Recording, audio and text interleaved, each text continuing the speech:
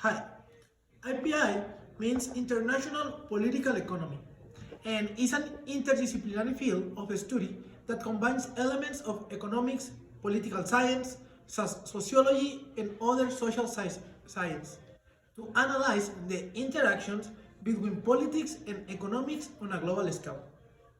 It explores how political institutions, economic policies, and social factors interact to shape the international system and influence various economic outcomes.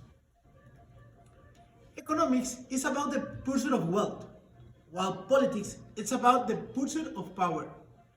The relation of these two concepts can lead to complex scenarios. This is actually the core of international political economy. It is the interplay between politics and economics, between states and markets. It's important because it helps us understand the process of globalization and how they affect countries, industries, and individuals. Furthermore, by studying the political economy of trade, finance, and development, policymakers can make more informed decisions about issues such as trade agreements, monetary policy, and foreign aid. Some of the main theories of international political economy are mercantilism. Mercantilism is characterized by the belief that a nation's wealth and power are determined by its accumulation of precious metal, particularly gold and silver. Mercantilists argue for state intervention in the economy to promote exports, accumulate bullion, and achieve a favorable balance of trade. For other part, there is economic liberalism.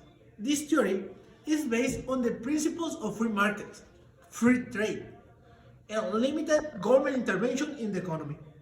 Economic liberals argue that individuals pursuing their self-interest in competitive markets will lead to optimal economic outcomes and overall prosperity. Finally, there's Marxism. Marxism argues that capitalism is inherently exploitative and prone to crisis, leading to contradiction between the interests of the bourgeoisie, the capitalist class, and the proletariat, the working class. From my point of view, even when everybody knows that it's not perfect, economic liberalism is the best one so far for the vast creation of wealth and the billions of people that has got out of poverty.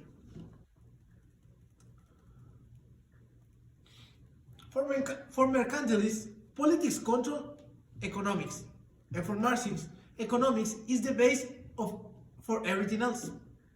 From my point of view, politics must set fair and clear rules in the international markets to make sure that everyone has opportunities to make it in the economy and to avoid abuse. But at the same time, there must be a certain level of freedom in the economy to boost economic growth and to enhance innovation.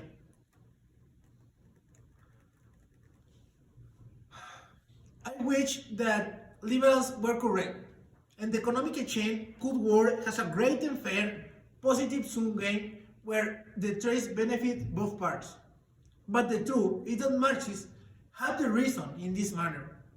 I believe that most of the economic exchange nowadays and since the beginning of history has been all about exploitation and inequality, where there's always one side of the trade with power over the other, and use this power to take advantage of the other and steal the resources at the bare minimum price. There are countless examples in this reality of this reality in today's economy.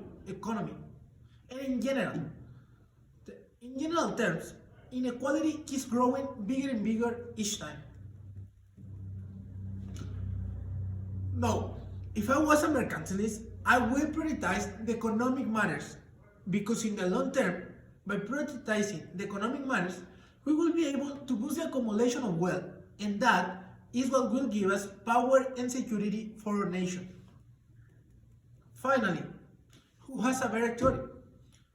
For one side, Walsh argues that the international system structure, characterized by the distribution of power among states, is the primary determinant of state behavior. focusing on systemic factors, while Wallerstein developed world system theory. This is a framework for understanding the global capitalist system and historical processes of economic development and underdevelopment. I think Wallerstein theory is far better. At least that's what I think. Because it's more connected to the reality that we're living. And his approach emphasized in the interconnectedness of the world economy and the structural inequalities embedded within it. Just what I've been talking about during all this video. About how the world economy is interconnected. When there's globalization, there's international trade, there's people all around the world making business with one another, but at the same time, there's structural inequalities that has making inequality grow bigger and bigger each time. In this time, I'm all in with Wallerstein and his theory. Thank you.